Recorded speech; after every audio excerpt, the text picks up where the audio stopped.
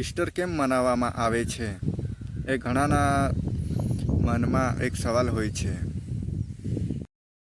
Easter, પાપ અને મૃત્યુ પર વિજય. ઈસ્ટર એટલે કે પ્રતીક છે કે પ્રભુ ઈસુએ માનવજાતને પાપો માટે પોતાનું બલિદાન આપ્યું અને મૃત્યુ પર વિજય મેળવ્યો. આ તહેવાર સંદેશ આપે છે કે અંધકાર ગમે તેટલો હોય, પણ અંતે પ્રકાશના સત્યનો વિજય થાય છે.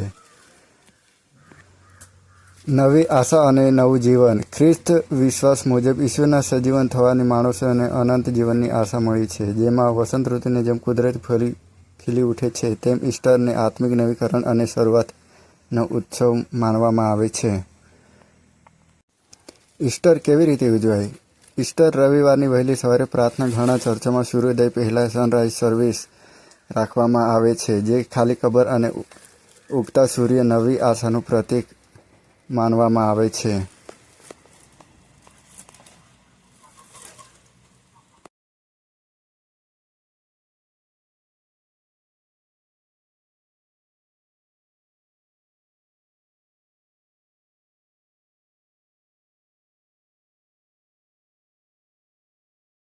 કે પ્રભુ ઈસુએ માનવજાતના પાપો માટે પોતાનું બલિદાન આપ્યું અને મૃત્યુ પર વિજય મેળવ્યો. આ તહેવાર સંદેશ આપે છે કે અંધકાર ગમે તેટલો હોય, પણ અંતે પ્રકાશ સત્યનો વિજય થાય છે.